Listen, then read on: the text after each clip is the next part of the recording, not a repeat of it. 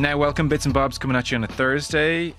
Happy to say Dan McDonnell is back with us. Daniel. Hi, Joe. I haven't seen you in ages. I know, yeah. Have you been off or just not in? No, I've just been working, Joe, yeah. I've been working. It's not a dig. Just not invited. Have you been off? Just haven't got the call. Just keep looking at the messages. Oh, yeah. Joe's off in Port Rush. Joe's doing this. Joe's I should doing have that. invited you, should I? No. I've been working, Joe. Toiling. No, I haven't taken any time off, so Very good. just grafting away, But not in the office as much? No, I was in, yeah. You never come round. I know I came in one day, but you were sort of, I don't know, you were probably immersed in something more important at the time. That'd be us. Yeah, just something debate about the Lions test team or something. I just had to walk past. I will. It starts. I just had to walk past at the time. You won the bet inside a minute. Well done. You shout some generic football-based comment out, and then we go about our daily business. Oh, I remember that. Yeah. That was the last time I saw you. Yeah. So. Will Slattery, hello. Hello. I noticed Dan isn't wearing a jacket. Perhaps we can get a resolution on that. It was never found, I presume. Not since The Sopranos faded to black have people wanted resolution more than Dan's Dan jacket. arrived here, one bits of I literally just left my jacket on Dublin bus and I said, there's no chance. Was there a chance? There wasn't a chance, no. Correct. I've learned a lot about this process. I don't want to hear it. Wasn't there some sort of comptroller that you had to contact? Yeah, there's no human you can contact. I think the lesson I've learned is that if you lose a jacket on a bus, it's like if you have a child who lets go of a balloon and it heads off into the sky. Like the closest you ever were to reclaiming it was when it left your hand. Like I should have ran after the bus that day. I mean, I sort of half did, but no.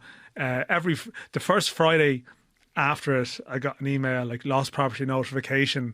So this is very exciting. Promising. And it was just to confirm, we're still looking for your jacket. They dance that dance every Friday for 4 weeks, and then at the end it's like, your jacket is gone. I'd given up by the first one. I mean, if there was no way of relocating this within 30 seconds of losing it, I don't think the system was going to find it. So do we think someone is now walking around with your jacket, or like where did the jacket? I don't know. And where would you say the jacket ended up? But have you ever been in like an airport where you see the discarded bags? That sometimes you see these pile of discarded bags, and you're like, they've ended up here. And I mean, while their emails every Friday did seem sincere in their phrasing, they did have a sincere automated phrasing about it. You had to send a picture of your jacket, right? Okay. True. Part of the thing was the notification, picture of your jacket. But I don't have a picture. I didn't buy it off a site, so you sent through like a cropped version of you wearing the jacket. Like a modelling What's shot. he doing with his hands? A headshot. I think I took a still from one of the videos I've done, like for the Indo on location at a game or something. Like, course, yeah. this isn't really gonna help. And So, and speaking to a human is not an option? I tried that the first day, but I was given the strong indications that speaking to a human wouldn't be preferable. I couldn't just go into like could you just got someone on the walkie-talkie or whatever? I mean, sometimes you hear them on the bus, like a message coming in over. Could you not? I mean, I could tell you what route it was on. Yeah. 10 minutes ago. Are they legally obliged to tell you you're talking to a person or AI these days? Because some of those chat boxes, I'm like 50-50 sometimes. I throw in the odd curveball just to see. Yeah. Oh, like the text. Someone comes up, it's like, hi, I'm Will, I'll be helping you today. Oh, they're all AI. What type of curve? Oh, I think so. Oh yeah, I imagine. Yeah. What type of curveball would you throw in? I can't think now. Like some small talk, like something to see. Human or no? Like not Did you related watch to the game query. at the weekend? Yeah, like kind of. Watch the game at the weekend. Not quite that far. Are you familiar with Indo Sport Podcast? in that vicinity? Yeah. Yeah. But I think it is all automated. Pretty much, yeah. They're very convincing, effective. Yeah. They're very helpful. Often are, often are. Not with jackets, obviously. No, maybe non-jacket. But I never got to the automated chat with that. Like I did ring a line, but I was told there is no HQ you can go into. Okay, so that's a pity. The jacket has to go. It didn't disappear into thin air. That's what I'm wondering. Well, someone pinched it, or else I'd say every now and then they have to empty the lost and 14 found. bus, yeah. I'd say they have to dump it. Yeah, I'd say So it's it's done in Charity or something. Listen, I got a very similar replacement in Belfast last week. Almost identical. The day of the Linfield game. Will we move on? Yeah, I think we should. Things to get through. Later on, there's a nice anecdote about Scotty Scheffler, which includes me, actually, interestingly. Oh. Yeah. No wonder you liked it. No, but I broke the habit of a lifetime and made eye contact with a listener in public, Oh, God. even talked to them. And one or two things like that. But some other emails which we'll go to right at the top. Oh, I'm going to forget to say this. I'll just say it now. Vicar Street live show. Tony Adams, be interesting. Damien Delaney, Gary Breen. Gary Breen very excited to hang out with Tony Adams. Big Arsenal fan, isn't he, Gary? Yeah, and I guess it's Tony. So, all in association with Sky Sports. Some nice prizes to give away in the night as well. So it's at Vicar Street, August 6th. We're going to give away just a few, not many, free tickets. So we figured the best way we would do this would be email in indosportcompetition@independent.ie and tell us the best footballing performance you have witnessed live. Live, Dan. Live. Give us a little something in the email and we'll pick at random or an email that catches our eye. If you're not successful there, ticketmaster.ie. Get your tickets, come along. We'll see you on August the 6th, Wednesday at Vicar Street. Nice venue. Looking forward to talking to Tony Adams, Gary Breen, Damien Delaney there as well. I tried to rack my brains for the best one I've seen live, and I went to my first ever Ireland game. Underrated Roy Keane performance, 1-1 draw with Portugal. Yeah, no, The World Cup. That is not underrated. That's not underrated. To me, that is the. Well, I feel that's like the Netherlands gets more. Yeah, the purest choice is Portugal. Definitely. Yeah. Up against Figo, who at the time was absolutely. He was a joke. this He was world. outrageous in that It was game. a joke that whole campaign. Yeah. They were That was my first ever Ireland match. Was it? What a Really? game. He was amazing. They in that hockeyed game. Estonia like 4-0 away or something, and he was immense as well. Cyprus was the game. He Yeah. scored twice, I think. That was the one, sorry. Yeah. Anyway, Indosport competition for that one. Your emails have been coming into indosportpodcast@independent.ie in no particular order. Long time, first time. Just finished listening to last Friday's Bits and Bobs where you guys bemoaned not having enough time to cover cycling, boxing, and then spent a good 5 minutes talking about Matt Damon and Ben Affleck. Keep up the great work, Dave. Fair point, Dave. I responded in detail as to what had happened there. Good morning, Joan Will. I've been enjoying the podcast. Also enjoyed the live watch along of the rugby on Saturday. A great success. Huge numbers for I like that. this guy already. Yeah. I know things have been getting a little pedantic lately with the erstwhile controversy, and I thought I'd add something to the mix. In Monday's Bits and Bobs episode, Joe mentioned the chronically unlucky Potter family who named their son Harry. This is the Australian rugby player. Around the same time as the first Harry Potter book appeared. I think this is more an example of acute bad luck rather than chronic bad luck. For the bad luck to be chronic, Mr. and Mrs. Potter would have needed to repeatedly and accidentally name their children after famous fictional names. Thanks and apologies, Dermot. Dermot, you are absolutely correct. And I thanked you for the email, sincerely. That's a good email. Just take that. Any day we can learn it's a good day. Yeah. It was a moment of acute bad luck. I suspect Harry Potter has chronically endured guffawing at his name when he meets people for the first time. But Dermot is 100% correct here. Do you like a bit of grammar, police? Not particularly, no. Because you corrected me in the teams. Well, he spelled grammar wrong. I was like, I was like, is this a joke? Is this sort was of a joke. yeah? was This a sort of no. I mean, I obviously write words a lot of the time, but I trip up with some stuff occasionally. Even so you, yeah? Wow. It can happen. They but have don't editors, worry. believe it or not. You yeah. make a mistake in the next half hour or so. I'll be reading out an email about you fairly Do it. sharpish. Do it, yeah. Cahill was in touch. First time, long time, coming to you from Melbourne, Australia. He says, as I perused the Indosport pages online today, I chuckled to myself as I read the left-hand side of page 40 of today's paper. There it was, erstwhile, being used as intended. I hope there are daily efforts made to include that word in the sports pages each day. Best wishes, Cahill. I was taken with that because Cahill online reads the paper as God intended. The e-paper, yeah. The e-paper, page 40. He didn't just say, somewhere on the online edition. Yeah, I find the It's e-paper nice. a curious phenomenon. Why? I just don't. I feel like I'd either get a newspaper or I would just read it on the app. I just don't know if I would go to the trouble of just reading it on the e-paper. I think it's quite, and I'm not just... I'm going to sound like a company man here. I love the e-paper. Yeah. It's and I'm not just talking about here, right? Any paper. I think, because obviously online is more tilted to what's proving popular. But sometimes it's very useful where you see the newspaper in e-paper form, you realise, God, the front page story, that is something I needed to see, and it might be 12th on then the online edition, like on lots of newspapers. Do you Yeah, find that? I find we're like weekend sports sections, and I'm probably leaning more towards here, like the Sunday Indo. I would and the Saturday. I like to look at the e-paper to get a feel of where stuff is. Like, what's the the inside spread. Where did they put me? Well, there's a bit of that. I'm on page 67 again. But there's an element like this is the inside, like if I'm reading a sort of, I don't know, a big Paul Kimmage 2-page, I like to look at it on the page. I have to say. That's, I'm with you. I used to get that. They used to do papers on Kindle. Stop doing that. It was a long time ago now. So do you read either of you on your iPhone you're using or your phone? Yeah. It's quite small. If I have an iPad, maybe I wouldn't need an e-paper, but for a phone screen, I just think it's so small that I'd actually just rather read it on the app. Much like The Lost Jacket. Let's move on. Yeah. You read it out. Sorry, I know. Yeah, it was just a quick one. I just... I did. You read it out. I respond to it, and I'm getting a bloody hand. I'm getting a hand. I assume the Matt Damon, Ben Affleck stuff was better than this. I think it was. It was great. You actually sat it out because you have no taste in film, so it was the two film connoisseurs in the chat. I think we were talking about Matt Damon winning an Oscar and I'm being grateful it didn't happen. But then it went off to a segue about their films. Yeah, it was about Damon being happy he won it early in life as opposed to late and thinking that was the point of his existence, you know, and he would have been crestfallen. The Rich Beam, that was the Rich Beam chat. Yes, it came up again. Joe and Gang, first time, long time. Really enjoyed the two-parter live GAA show coverage. Did you listen to that as a matter of interest? I haven't, no. Okay. No, I listened to a small bit of the second part today, actually. Just Pat Spillane, but just not really. No, that's fine.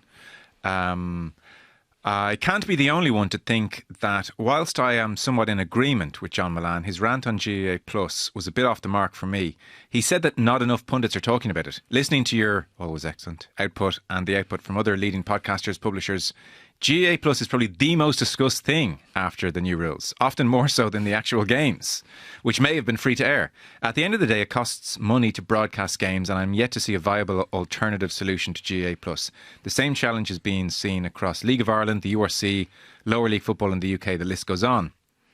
I agree GAA should be broadly available free to air, but there's already a not insignificant number of games across underage, club, men's and women's codes, across RTE, TG4. Dare I whisper it, broadcasting can't be reliant on volunteers' hopes and dreams if people don't pay their TV licence. Cheers, Ronan. I sort of agree with you, to be honest, I must say. I mean, I didn't really want to interrupt Milan because he'd already taken us off in a direction I hadn't intended, and then Brawley was in full throw. And if we'd got into it, we would have spent an hour talking about GAA Plus. So, yeah, I just thought, look, people are here to listen to them, and off they went. But I think there are a lot of games free to air. In an ideal world, it would be free. I hate to say this because I know people are really struggling, but I think for the number of games you get, the season ticket is pretty good value, certainly in comparison to life generally, you know. And if those games are that important to you, the 70 or 80 quid is worth it. And you know, the GAA, whilst it's not for profit, does have to make money to fund the game. So would it be amazing in a perfect world, everything free? Yes. Are they cherry picking a few games to try and get people to subscribe? Yes. That's good common sense, good common business. I'm okay with it in so much as you can be, to be honest. It's not a popular opinion. The part of the email I preferred was the first part, when the idea that John Milan did say this is like, not enough people are talking about this. And I was thinking, John, you have a huge platform. Pat Spillane is a huge platform. Joe Brawley's a huge platform. All you do is talk about it. We talk about it a lot. The idea that no enough people are talking about this, I feel like, to that emailer's point, it gets so much coverage all the time. People are constantly standing up and saying this is a disgrace. So I just, if ever a topic has gotten its airtime, it's that one. Sure, it's practically like an Oireachtas committee set up over it a couple of years ago, you know? RTE had to step away from it. There was so much discussion about their conflict of interest. So it has been so well discussed. That live show turned into an Oireachtas committee basically at one stage. Yeah. With where people seem to think parliamentary privilege applied as well to the laws of defamation. Last two before we get into some topics we wanted to discuss. Joe and team, you recently mulled over an interesting conversation. What's the best spectator sport? I've been lucky enough to attend Premier League, the golf majors, GAA, NBA, MLB, NFL, rugby, athletics. Not bad. I felt compelled to offer my 2 cents. A few weeks ago, I happened to bag a pair of centre court tickets to Wimbledon. I caught both Alcaraz and Sabalenka. Even as an occasional consumer of tennis, I couldn't agree more with Joe's take on his Olympic Wimbledon experience. Nothing else compares. The deathly silence during rallies, top players strolling around the grounds amongst fans. Even the outer courts felt like you'd stumbled upon a secret gig. Nowhere else have I felt quite so tuned in to both the heartbreak and brilliance on display. He has a great line here. It had the mystique of the Masters with the accessibility of a Junior B game down the road. That's a good line. You can even bring your own bottle of wine into centre court. This guy sounds like he has a great life. Spending the full 12 hours on site, I couldn't help but feel a little blown away leaving the grounds. I'll find it hard to be convinced otherwise. It is spectator sport perfection. Thanks to the pod for fueling the debate and the excuse to relive a little bit of it. Cheers, I'd rather not be named. It's a second vote for Wimbledon. Hard to argue with that. He doesn't want to be named because his life is so good. He just want to be inundated with requests. I thought the same thing. I thought he was obviously skiving off work and he's like, what day did Alcaraz and Sabalenka both play? He wasn't meant to be there. Completely. It's like the astronomer CEO or something, you know? Jesus, that's not insane. Unbelievable. That story is great. I'm surprised that hasn't happened sooner. Yeah. With the kiss cam at every live event going, honestly. But it possibly has. It's just that it wasn't recorded by someone at the time. If they had just played it cool, it wouldn't have gone viral and you would have stood half a chance. It was the sheer panic. Wasn't very demure in his reaction. No. It's not funny either. I mean, it's funny initially, but it's awful. Yeah. Like for the family. You know, imagine your life being... This is the power of the internet. Like your life has just been kind of turned into a ridicule. Yeah, sorry. People's parents. It's horrendous. Yeah. I feel bad now I brought it up, Joe. No, but it's terrible. You know, like we've just all lost our privacy in so many ways. Not that I want to, like, you know, encourage privacy for the sake of adultery, but like, I'm rambling now. I don't want to keep talking about it. I don't know if I ever got caught in that position. You'll come on and defend me maybe on bits and bobs. I would defend your right to privacy. Yeah, but anyway, centre court. I mean, that's a that's a hard segue. That's a strong justification. I don't know how you get centre court tickets. Actually, I know you can get in through the lottery, and but you don't quite get onto centre court that way. You can queue. I know my wife went, and they had to queue. Right. You might get in at like the end of the day. Fair enough. You know, when people start to sort of stream out, so you might get a bit lucky with centre court and the court ones. It's really worth it if you can in any way. And like, I mean, GAA Go prices. Woof. Like centre court. I remember thinking, I was looking to go through a travel agent not so long ago. It's insane. Yeah, no. Oh my God, it's insane. Yeah, no, it's sort of by invite only at a certain point as well, isn't it? So, yeah. We're sort of giggling here because one of you two raised the desk. That was you. There's a button under your seat, I think you pressed. Under my seat? No, sorry, under the desk, I'm going to say. I think it's that there. Which? I think it's... So basically, I've set an alarm or something. For people who are watching on video, Joe's raising the desk higher and higher. It's gone higher. It's like an Austin Powers. It's like a hologram or something. Every time I go to press it, it goes. How do you get it down? Please stop pressing. Sorry, yeah. There we go. There we go. Normal service. That was. It's comically high. I don't know why it's so funny. Right. You try to just breeze through it. What's the best sport? You're continuing with this. Have you got something that beats Wimbledon centre court? It's really great. Well, I mean, it's a football match doesn't beat it.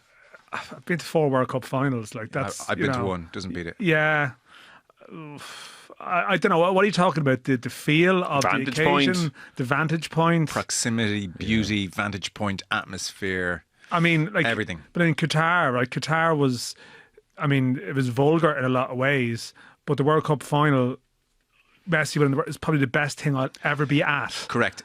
So you're talking a sporting achievement that's a specific one-off experience. But I'm saying you go to centre court any day of the tournament, it's perfection. So like I wouldn't say it's perfection.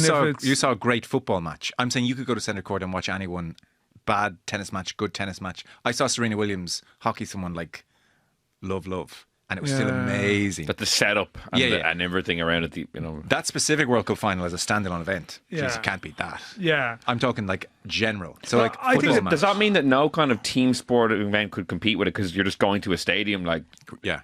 So that's basically what saying Augusta or Wimbledon or something. Doesn't have the intimacy of it. Like I like going to golf. I've started that. Like when I was younger, I went to a lot of golf tournaments. And I've started going the last couple of years. Notoriously bad.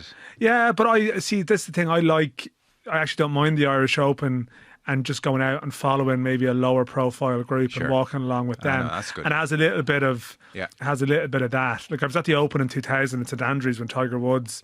Went over. Myself and my parents went over. Wow. My parents brought me. I was like 17. And we went over for the weekend. We camped in we had a caravan or something, to get an hour away or so.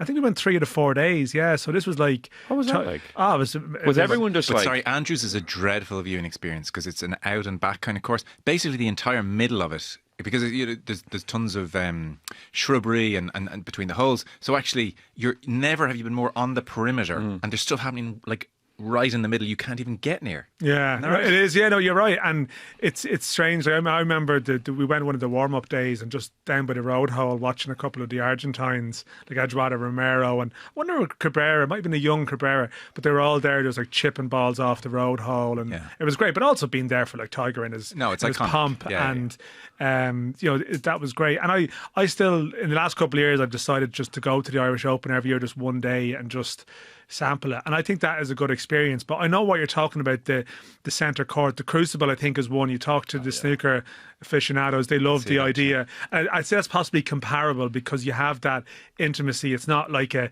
20,000 seater arena, so you're hearing people cough, and I know like Aidan O'Hara has been, and some people have been. I think Michael Verney might have been. Yeah, they'll talk about that. But I still think though there is something great about a fervent football stadium. Like I've been to some amazing, Legia Warsaw, PAOK.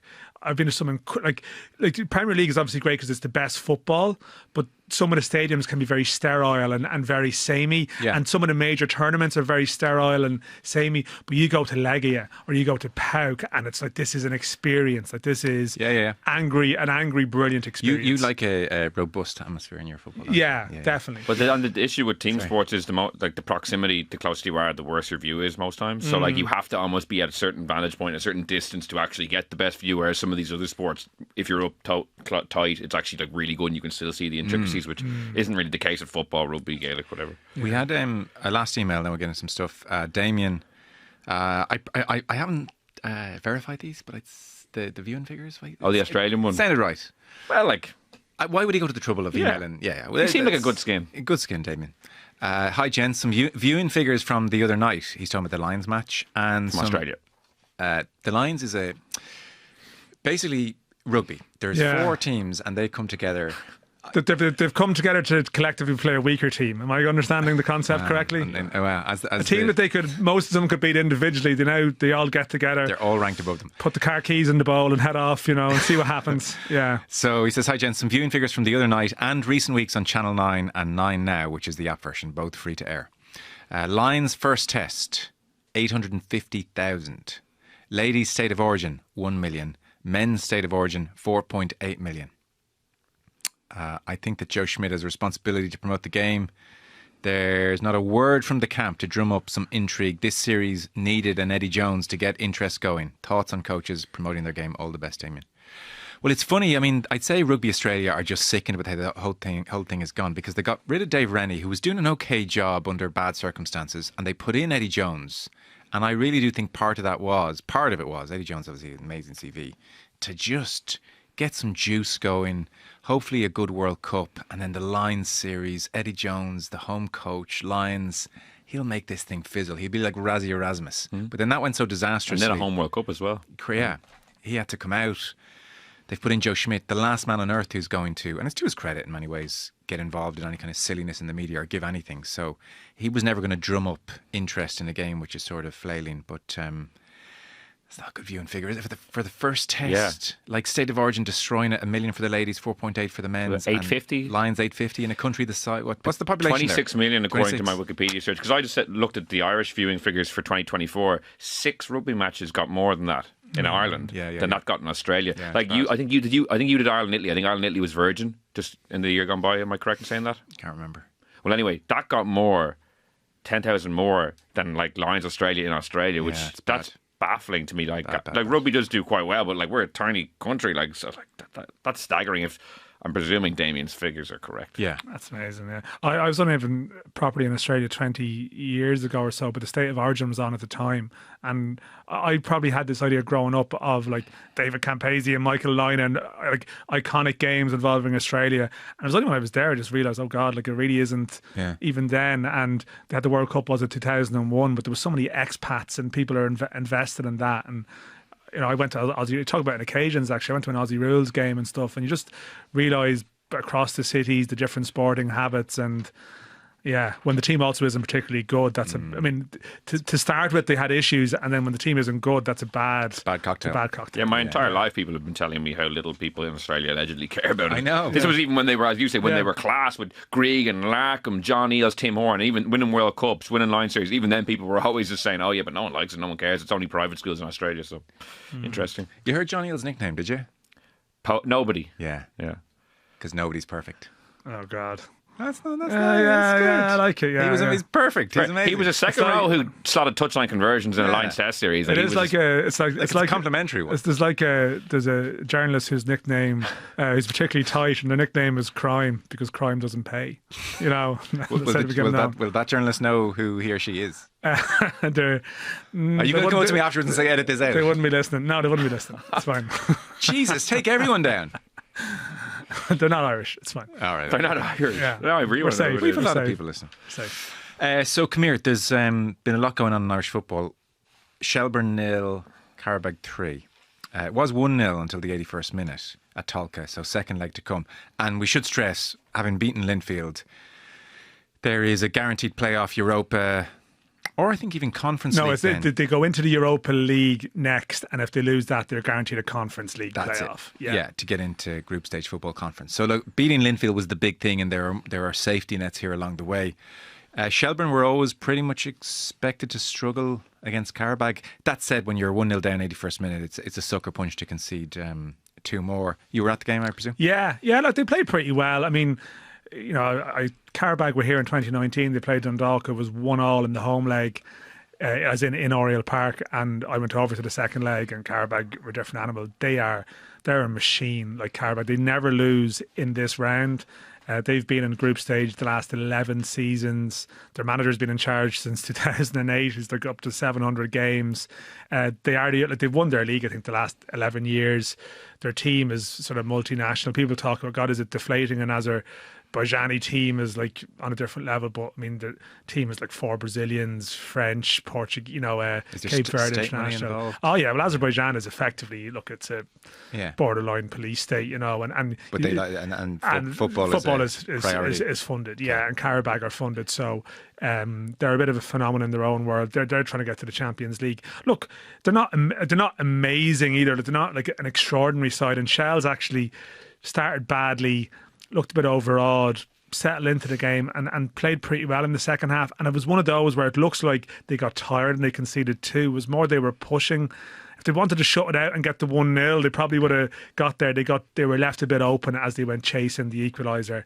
They got done by a bit of quality, and the third goal was they got sucker punched twice in a minute. So look, if it was 2, it felt like more of maybe a 2-0 game or sort of a 2-1 game than a 3-0. But as you say, it's a bit like the old.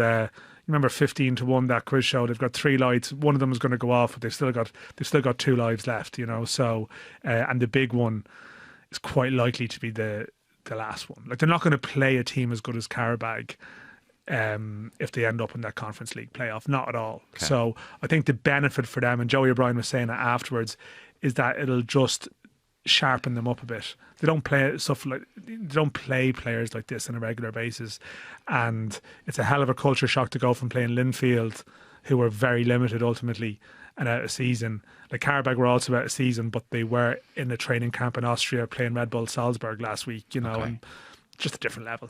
Just different level. And I think Shamrock Rovers are more experienced. They would be better equipped, I think, to maybe cope with that type of game. A lot of these Shells lads haven't been in that type of qualifier before, and the glass half full version of last night is that they'll take a load of experience from it into what's coming, to more realistic games they can maybe win in time. League of Ireland season generally? Yeah, I mean, it's just because, the thing is, I know, like, we're recording this on Thursday. Rovers are playing in Europe at 5 o'clock today. The mad thing about it is, the assumption would be that Shells would have the best chance of getting into the group stages, but because Rovers have such an exceptional seeding and the way the draws have panned out, there's a fairly good chance they're going to be in the Conference League playoff round as well, with a chance. So it would be quite sort of ironic in the 1 year where you thought someone else might get some of that sweet European money, that the Rovers have a chance of maybe getting it anyway while reclaiming the league. It's been an enjoyable season, but there's no doubt that some of the predictions at the start look silly because I mean, Shamrock Rovers, like their performances in Europe last year were really good, and they've just brought it into the league. And yeah, a couple of other teams have underperformed, and it's not building up to a massive climax in the autumn. I think for people who are really interested in it, there's going to be good stuff around places for Europe, and I think the cup will be good this year. But the league itself, it's very hard to see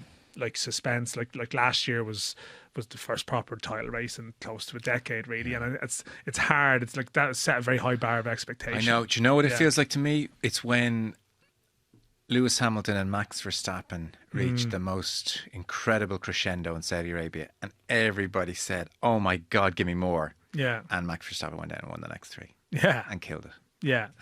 So I hope we're not heading for 3 more seasons of that, because last year was just a beautiful taster for everyone. But if they somehow got into the group stages again, despite not being the champions, like not to bore people with it, but they're ranked so highly. And the thing is, that means that if Rovers win the league this year, which they will, I'd be astonished if they weren't in the groups next year, because the route is set up for them. Do you think there's a danger? Because I think the American owners at Dundalk, District 6, Peak 6? Peak 6, yeah. Whatever. I think I don't know if they said it or maybe you said it to me, but wasn't there like a thing where they sort of identified a gap in the market here in Ireland, that like we get in here and we get on a roll in Europe and the money comes in, we'll basically win the league every year. We'll keep getting that sweet European money. We can become a giant and grow from there. Is there any great concern that in Irish football, if Rovers get a jump here in the European money, that builds into something almost insurmountable, and we would not be the only country, especially small one, where one big fish dominates without the help of a police state. But you know what I mean? But that must be a concern, that Rovers here steal a march on everybody, and people come to think, Ireland, Rovers, and they win 10 leagues in a row. Is there any fear or talk of that? The other thing is, people have predicted that at times in the past, and then a manager leaves and there's a bit of vulnerability. And the European finances here are significant. Yeah, I know that they are, but like you look at like someone like Derry City now, they're being backed by a billionaire and they're just spending and spending and spending.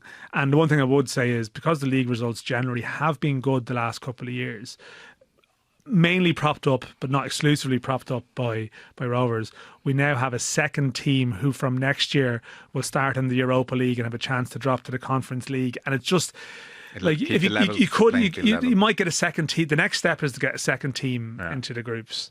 But it's a valid point. But what I would say, like, you predict this, but because it's not being backed by oil money or by a state or whatever, that there will always be a chance that if Stephen Bradley left or something, there'd be a massive period of instability, and someone can nip in. And the fact is, just a lot of wealthy people back in clubs. The problem is more for the fan-owned clubs or whatever. For them, they just haven't the hope with this, and it's billionaires trying to, catch Rovers. I mean, I think the Bow stuff is incredible. Like, I mean, they have this Oasis shirt, which is going to sell. There was some WWE wrestler Monday Night Raw the other night walking out wearing this Bow's Oasis shirt, but they have to do something, which is like, they have a jersey business generating millions, which they have to do something to try and compete, because otherwise the billionaires win. You can't. Yeah. Okay, interesting. As the Duff departure, is that completely yesterday's news? Everyone's moved on. Like, you came on with Joe like right after it happened, and it was so fresh, and it felt like an evolving situation. And obviously the news cycle moves on. The Linfield game was huge. Like, where are we on that? That's still so unbelievably shocking, but is that just completely gone now? People have just gotten over it? It's a good question. I suppose Shells just went headlong into big games, and like this month is going to end with Shells getting into the group stages or having lost like 3 ties in a row, and then there could be a massive crash then, and all of a sudden it's like, it might go back again to, Jesus, did he leave him in the lurch at that, at that time, and the discussion might go that way. I think in society now, in a lot of ways, you have big stories. I think people are more conditioned to moving on quicker than you think. Like, everything seems to exist as big in a moment, and then a week later it feels like it's like the biggest thing in the world at that time. I feel like we move on quicker. I could be wrong with that. That's just my sense of stuff. And you probably felt like, God, almost this is going to leave a massive hole. In some ways, it has left a massive hole, and I think people will feel that over time. So, the quiet weeks where all of a sudden it's like, it's just a bit quiet this week and you miss a little bit of that.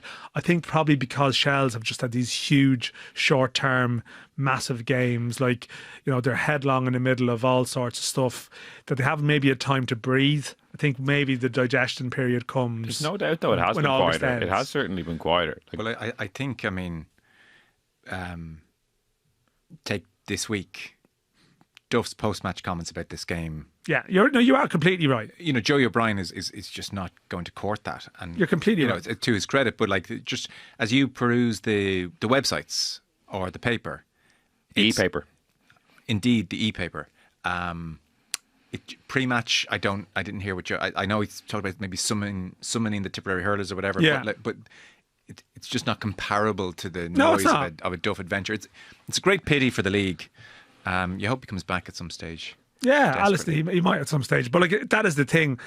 I suppose that reflects, say, what it is for the casual person tuning in and their awareness of something in their orbit. And that was the value of Duff. He would plant the seed that, that game's on tonight. Correct, yeah. by talking about it. It's so busy at the moment. It is. There's so much going on. And you go back to the place where you need to win to get into those headlines. Like if Shells had beaten Qarabag last night, then it's correct, and often I would compare that sometimes to maybe women's sport and certain things, or a lower profile Irish Olympian or the hockey team or something. When they lose or when they're out of the sight, but then all of a sudden they have a big win. The value of Duff didn't matter whether they win or lost. Where was that on last night on TV? It was Premier Sports. It was on Premier Sports. Was it? Okay, because I was watching Spain-Germany. Yeah, it was on Premier Sports. Yeah, right. Okay. Yeah. So no, they did a good sort of show and stuff with it. Yeah, they did sort of give it the full. Yeah, they were there, like, you know. So, but it was announced maybe relatively late in the day. Yeah, that it was on That's Premier, the messiness hasn't helped. I might have caught people. Yeah. A story to mention. I'd say they couldn't believe their bad luck.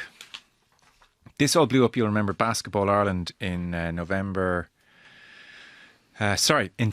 February of 2024, where Ireland were due to play Israel, and there was talk of some kind of boycott. And like, this is February 24, October 7th was 23. So it was, you know, the unfolding situation. It was very clear what was happening, but it was still semi-new, and there was obviously, you know, everyone was on the lookout for ways to kind of signal their distress and their disgust, frankly, with what was happening.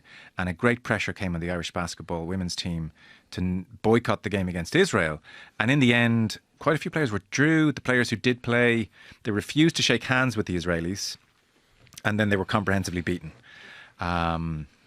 So the draw was made this week for Eurobasket 2027 qualifiers, and look who came out of the hat for Ireland again, Israel.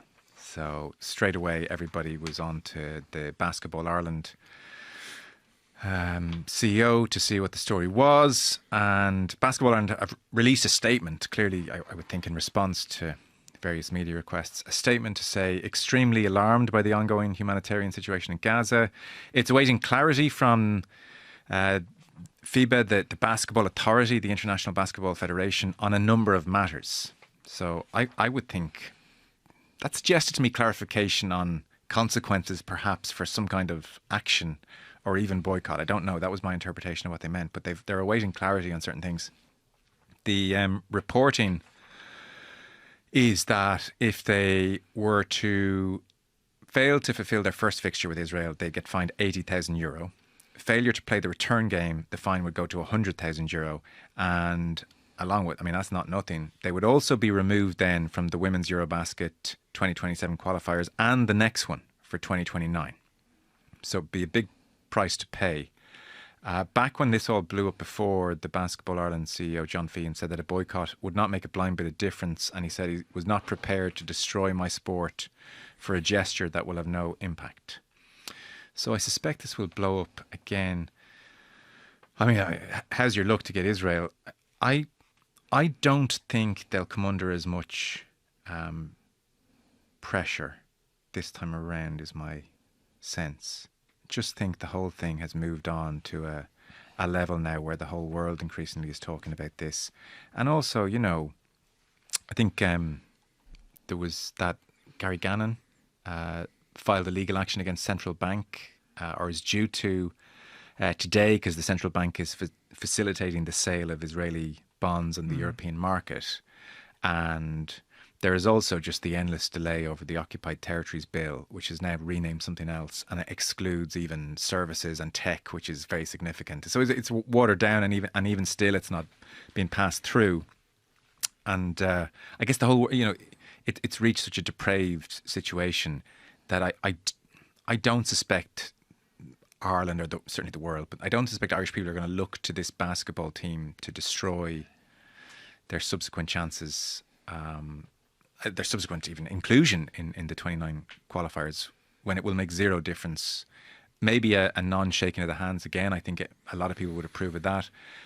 It'd be very tough if, like, so many other factors are at play here, and they become the story again and criticised again. I'm sure in some quarters they will, and a lot of people will have a zero tolerance, you have to take a stand approach, and I understand that too.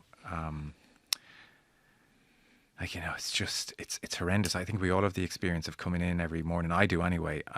Or at night time, it's especially bad. You look at your phone and you want to tear your eyes out. It's and even the Daily Express, right-leaning, immigrant focus, had the picture of the 1-year-old boy. You've seen that? With bone, it's just bones protruding everywhere. He's going to die, this kid. There's nothing. He's going to die. And even they had the headline, "Stop this madness," Yeah. I saw a family of 7 obliterated last night, killed. There was the reports now. So the starvation is now, it's kicking in a big way. So 10 Palestinians died overnight from starvation. That's 111 now who've been starved to death. 21 children starved to death. WHO figures. Yeah. You can't actually believe this is still happening. So many times along the way, you kind of thought, that famous news report that prompted Live Aid. I was just going to mention Live Aid, having watched the documentary last week. You keep thinking, oh, that image, oh, that story, oh, that recorded phone call of the little girl calling the emergency services, blown to smithereens in a car. After the phone call, that one, that has to stop it, and like nothing does. So I don't know. I'd feel sorry for the players if they came under massive scrutiny. Well, you need to torch your chances to stand up to this thing, and I understand that feeling, that impetus, but it'd be very tough on them as well if suddenly they're the story for a week, they blow up their chances, and to your point, we move on to the next thing then, with all the bigger factors at play. Yeah, I mean, I know that to go back to football for a second, I know when the Irish clubs were over in Switzerland before the UEFA draws this year, I think they had a conversation amongst themselves, like, what happens if you get an Israeli club? I mean, it's almost surprising it hasn't happened at this stage, because, I mean, as I said, like, the Israeli clubs are participating in UEFA competitions. I mean, Russia are banned, they're gone. Israel are still there. Ireland could have drawn them at international level. And the clubs could still happen this month, potentially, depending on how things fall. And I think the FAI previously had an underage game, and they were clearly very uncomfortable with the questions around it. Yeah. So, if they came out and said, "We're boycotting this game," I'd be the first to say that's amazing. At this stage, I just would. And if the world of sport just turned their back on Israel at this stage, I'd say I absolutely. But I think to expect it of them, or to demand it of them, as sort of happened in February of 24, is it's very easy to just say, do it. And I get the impulse. Like, honestly, daily I'm just in the horrors, as we all are. But you're looking for the wrong place to look. It's blunt, but the CEO's comments was John Feehan, I think, is probably where they're at. And I think while it is jarring to read him, because he's very bluntly saying it's too blunt. Yeah. It's too blunt. It is a bit too blunt, but the message is probably correct. Like, setting the sport back, being banned from 2 sets of qualification campaigns, as to the point, if they boycotted that game, the news cycle moves on 30 seconds later. And not shaking their hands is not nothing. Exactly, yeah. I think a gesture like that, we've seen gestures be pretty powerful before matches before. That's probably a better way of doing it, just to say, you can kind of have it both ways then, I guess. What I would say, though, is that the sympathy I would have is that, look, it's the international governing body, or the European governing body, that has continued to allow Israel to participate. So I understand, while, from the point of view of an Irish association, their argument is, well, look, but then in some respects, you'd need them to be quite critical of that decision. You know, I think that to me, it's still striking that there isn't more of a debate within football and other sports, but football's in my mind because Israel are participating in very like high stakes games and that level that. When you have international organisations condemning it, when you have players from the Palestine football team perishing, and that there isn't more pressure coming on. And I think, okay, it's different than you have an individual club or like, or a team or an association who are relatively cash-strapped. They're expected to take the stand that their governing bodies have not been principled enough to take, or not brave enough to take, or are afraid to take for various reasons. Great point, yeah. So I think it's one thing to say, we have to play the game because of the financial implications for us. I think that's fair, but probably to an extent it needs to be accompanied with a strong statement as that we call on our, and maybe some of them have done that, so I don't want to say that they haven't, but you know, it needs to become, we are doing this under protest. Yeah. We think it is wrong, and we think a stand needs to be taken on this. It is, when you say it, it is really striking the extent to which all sporting bodies that I can think of, the major ones anyway, have sat in their hands here and looked the other way. And history won't judge them particularly favourably. You know, no. But like, what if Israel qualify for the World Cup next year? You know? And you can't get the curse of modern internet discourse now is this horrendous like whataboutery with everything, and it's like, you know, it's just, it can be so insensitive and crass. But so I say this, but like, you have a team like Russia are banned and Israel are not, and people can throw all stuff at me for this, but it's it's a very hard one to swallow, because this will be the documentary story in 10 years, 10 years time, going, how are they playing these? Yeah. How are they playing these games? When you think, you know, apartheid South Africa shunned by the world of sport. Yeah. Took a real stand then in the main. So. Yeah. But I'm not hopeful. I mean, increasingly you look around the world and say, well, where are the good guys? I am conscious with these things. I'm sometimes torn at that. Sometimes people come to sport for their escapism, you know, and like, you have a platform to speak about sport, and then you're veering into other topics, and people can feel uncomfortable with that. But equally, like, so much of sport now at the top level is inherently political. It's used. We talk about how states use it. You know, it's part of the broader political thing, and this is not going to age well for the people that are involved with it. And it's true. I know what you're saying. That you're looking at a small organisation that isn't really equipped to deal with an international incident, but they are being put in that position because of the weakness of bigger bodies who should be. Okay, it's hard to kind of move away from that, but just to finish up, there were some in defence of Scotty emails.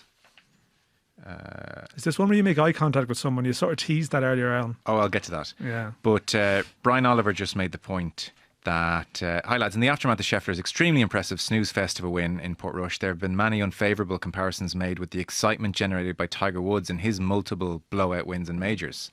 Personally, it doesn't matter to me who the runaway winner is in a major, whether it's Scotty or Tiger or Martin Keimer or Brian Harman. A blowout major win is virtually always a dud, with the exception of Larry in 2019.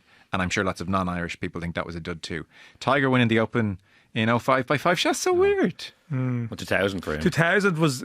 I would agree with that, though. I think I got bored with the Tiger wins. Did you? Oh, I did, yeah. Tiger winning the Open in 05 by 5 shots was about as exciting as an episode of Shell's Wonderful World of... Whoa! Shell's Wonderful World of Golf. I will not have. That was some good stuff, yeah. Innovative. Completely devoid of any intrigue about who the winner might be. Majors he won in tight finishes, infinitely more entertaining. I don't think it's fair on Scotty to dismiss him as boring based on that win. It's not just based on that win, to be fair. If Rory or Ram or Bryson had put it to him, it could have been a great conclusion. I'm sure over the next few years, the other top players will manage to make a better effort to challenge Scotty in majors, and fans will view him in a more positive light. Regards, Brian Oliver. The Scotty is boring thing goes beyond. It wasn't like everyone was saying God, he's a rock star, and then Portrush people saying that was a bit boring. I found the Tiger wins, even when he was hammering everyone, compelling, because he was electric to me. That was just... Oh, I thought I mentioned 2000 and Pebble Beach was extraordinary when everyone else was like 1 over and he was 12 under or whatever. I was in bed for that one. Yeah, that was great stuff. But the ones I remember subsequently, I remember Bob May, I remember Rock Immediate when he was standing on one leg beating Rock Immediate. I remember competitive is better, but I'm just saying Yang beat him, didn't he, in one of them? The USPGA. But competitive is better.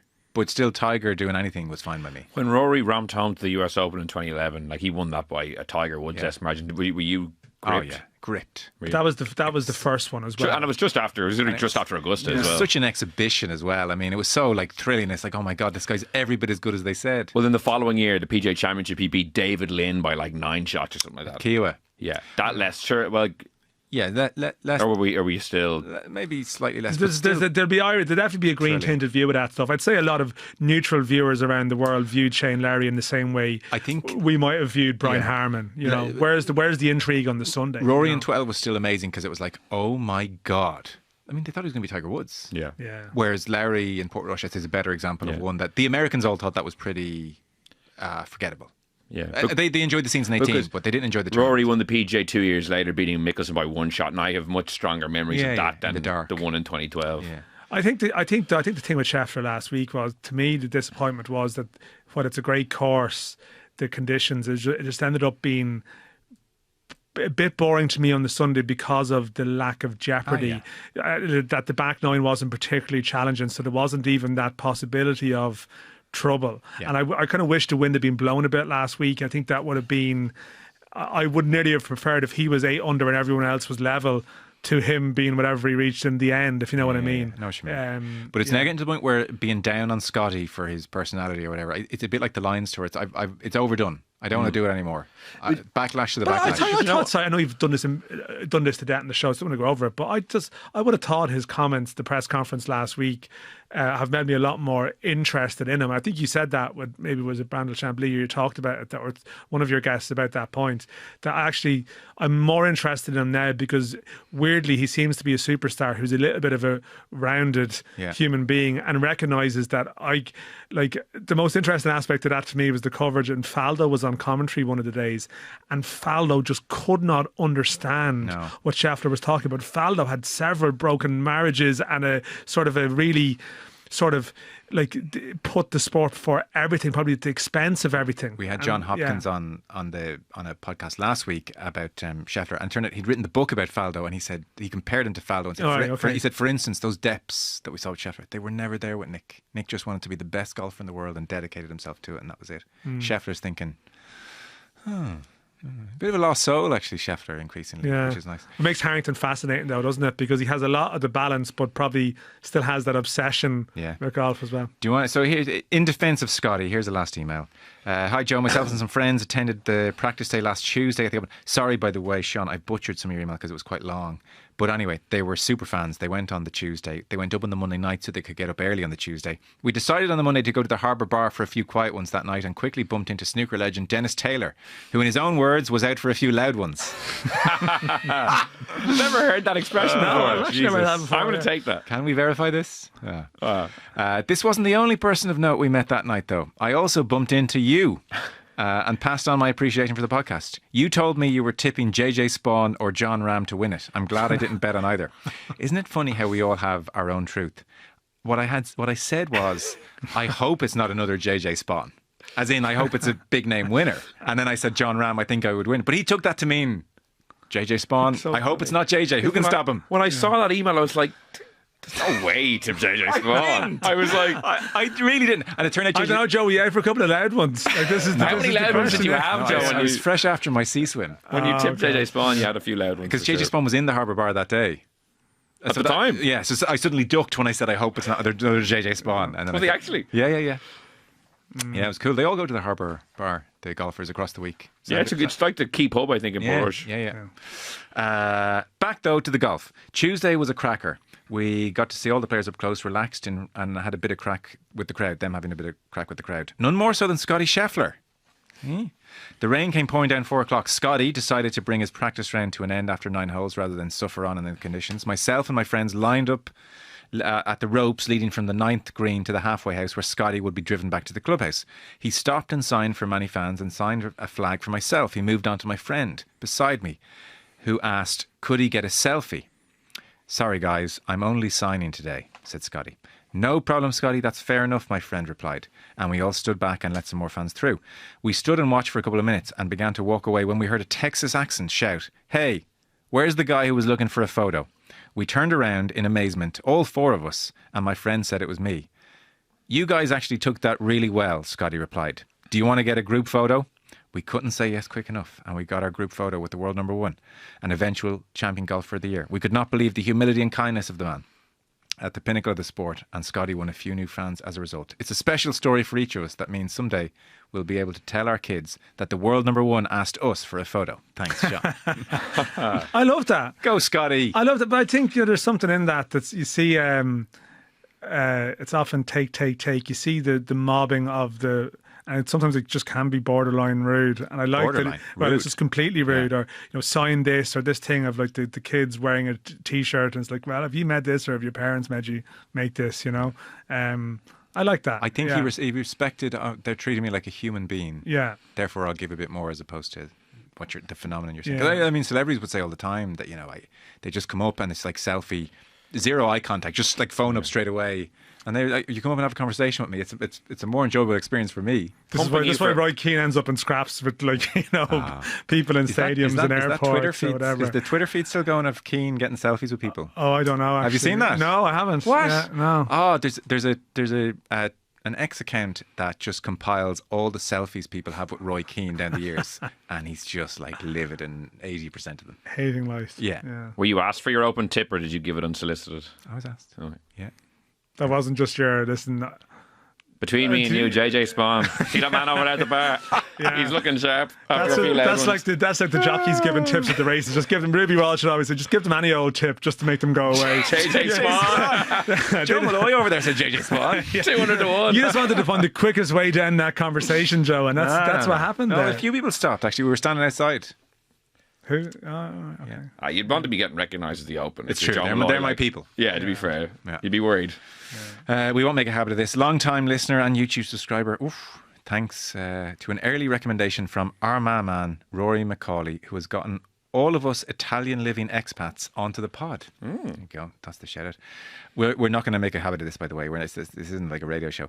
I was just hoping you could give him and his soon-to-be wife, Ali, a shout-out and good luck ahead of their wedding day in Kerry next week. While you're at it, scold them for making a load of us from Derry down in Armagh fly from Italy all the way to West Kerry for a wedding between an Armagh man and a dub. It better be worth it. Thankfully, no one from Donegal will be present. Thanks for all the work that you do, Danny. There you go. Done. That's nice. Nice. Love in the air. Kerry, Dub, Armagh, marriage in Kerry. There's a joke there, isn't there? Armagh, Dublin, Kerry. It's not coming to me. Don't think you're the person to tell it, Joe. Okay, Jesus. Whoa. Well, I'm just saying you've mangled that there.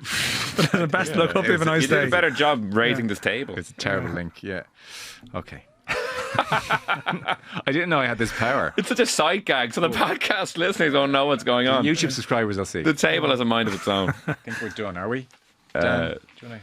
We'll see you soon, I hope. Yeah, I hope so. He's invited back. I have no final thoughts to offer on this occasion. No. Look, this is ending in a flat way. There's no two ways about it. Yeah, we're done. Good to see you. Yeah, good to see you. I've been working, Joe. I'm still working the next couple of weeks. I just hadn't seen you. And we're back in about a half hour for Stuart Barnes on rugby. See? Never stops. Never stops. All right, thanks.